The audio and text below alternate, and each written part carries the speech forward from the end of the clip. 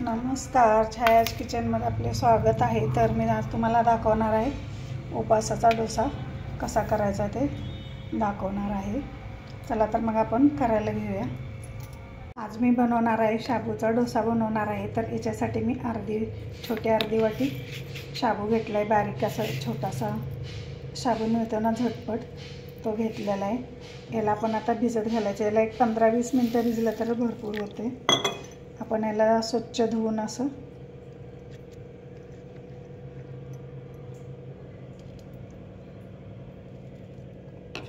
एक दोन वेळा आपण धुवून घ्यायचं याला।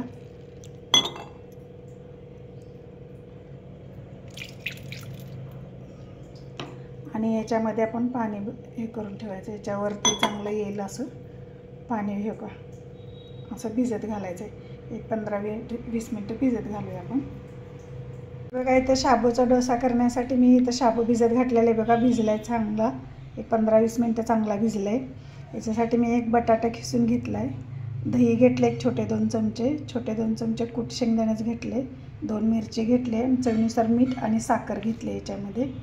तर आता मी हे मिक्सरमधून बारीक करून घेणार आहे। जास्त पण बारीक करायचं नाही आपल्याला आणि जास्त मोठं पण ठेवायचं नाही। तर आपण आता हे सगळं मिक्सरमधून बारीक करून घेऊया।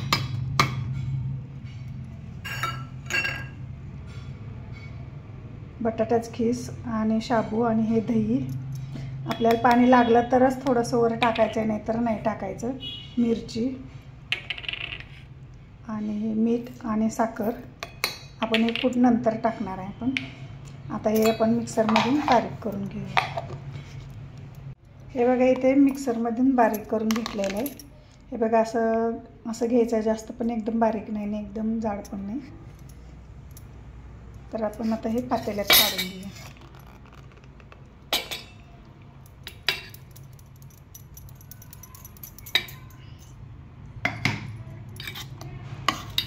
त्याला आपल्याला थोडंसंच पाणी लागेल, याला लागणार नाही पाणी जास्त। याच्यात आपण कूट टाकून घेऊया।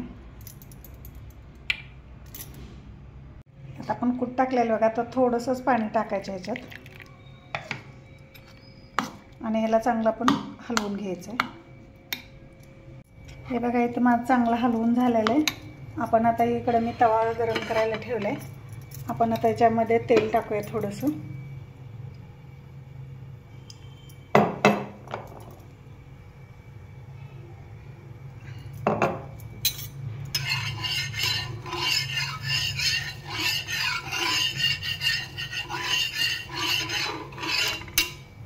आणि आपण याच्यात हे बेटर घालून घेऊया।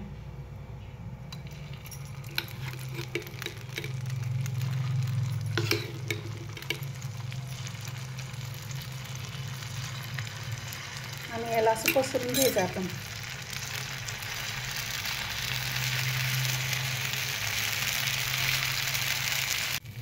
इथं आपण ना थोडंसं तेल घालायचं वरून आणि याला झाकण लावून ठेवायचं। बघा आता आपण उघडून बघूया। आता बघा छान असा भाजलेला आहे। आपण आता पलटी मारून घेऊया।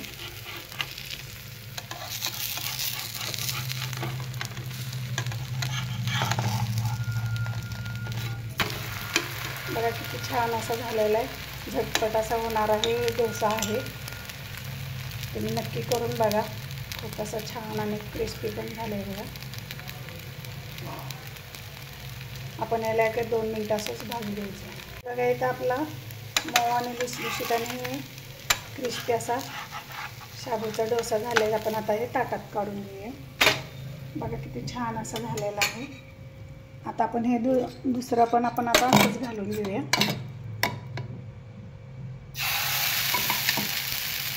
जास्त पातळ करायचं नाही, असं कसं हे करायचं आहे। पातळ झालं तर ते निघत नाही, चिटकून घेते, म्हणून याचं असंच करायचं आहे। पसरून घ्यायचं आपण। हे बघा मी उलटण्याच्या साह्यानं असं त्याला पसरून घेतलेलं आहे असं। आणि याच्यावरती तेल टाकायचं थोडं कडेने आणि ह्याच्यावर झाकण ठेवून 1-2 मिनिटं ठेवायचं। हे बघा इथं माझा दुसरा पण डोसा भाजून झालेला आहे। हे बघा किती छान आणि मस्त क्रिस्पी असा झाला आहे। उपासाचा डोसा करून. इथं माझी उपासाची थाळी करून तयार आहे. माझी रेसिपी आवडली तर लाईक करा, शेअर करा, सबस्क्राईब करा. धन्यवाद.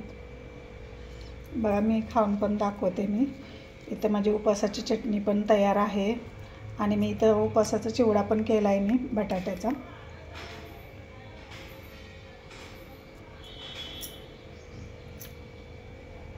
मस्त असं छान असं झालेलं आहे. तर तुम्ही असं करून नक्की बघा. कमेंटमध्ये सांगा कसं झालं ते.